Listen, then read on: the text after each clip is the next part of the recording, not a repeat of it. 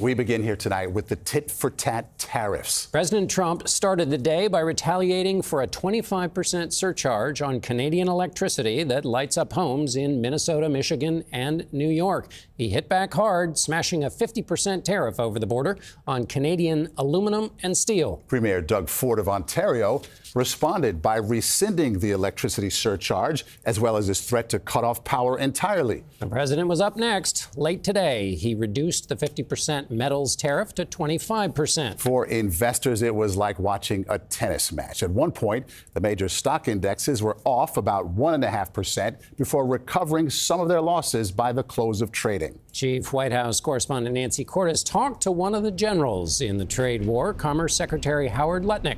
Nancy? John, good evening. Lutnick insisted today that President Trump's unpredictable tariff moves will actually benefit the economy by year's end. But consumer confidence is falling right along with the markets. Our country had to do this. His announcement this morning caught the financial world off guard. 50% tariffs on Canadian steel and aluminum. But by this afternoon, it was off after Ontario's premier agreed to drop his new 25% tariff on electricity going to the U.S. We have both agreed. Let cooler heads prevail. By then, however, the Dow had tumbled another 1%. Since Thursday, it has fallen more than 2.5%. The markets are going to learn. Let the deal maker make his deals. Commerce Secretary Howard Lutnick brokered today's truce with the Ontario premier. What is really being accomplished with all of these 1 or 2 day tariffs that end up getting yanked? Well, when you're negotiating with someone and they're not paying attention and they're disagreeing, the president, who's the best deal maker ever to sit in that chair, is going to say, here's my response. And then all of a sudden, shockingly, they respond. And yet the prospect of an aggressive trade war has prompted both J.P. Morgan and Goldman Sachs to bump up the risk of a recession this year. Will these policies be worth it if they lead to a recession, even a short-term recession? These policies are the most important thing America has ever had. So it is worth it. It is worth it. I don't think the only reason there could possibly be a recession is because of the Biden nonsense that we had to live with. These policies produce revenues. So you're saying when it looks chaotic and unpredictable from the outside, that there actually is a master plan when it comes to these tariffs? It is not chaotic. And the only one who thinks it's chaotic is someone who's being silly.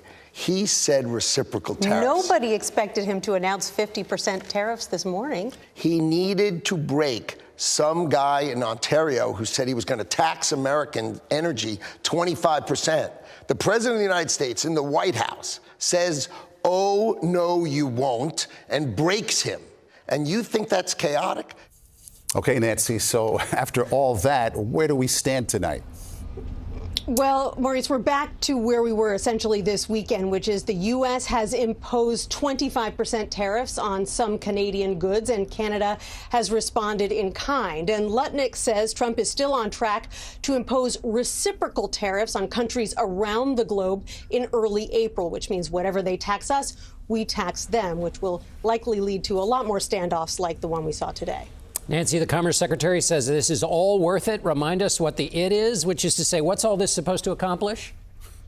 Well, President Trump's theory is that if he taxes goods coming from overseas, that it will incentivize companies to move production back to the United States, which will create American jobs. But to make big decisions like that, companies normally need certainty. They need to know that policies are unchanging. And a new survey, John, of CEOs this month finds that they are more pessimistic about the state of the economy than they have been at any time since the start of the pandemic.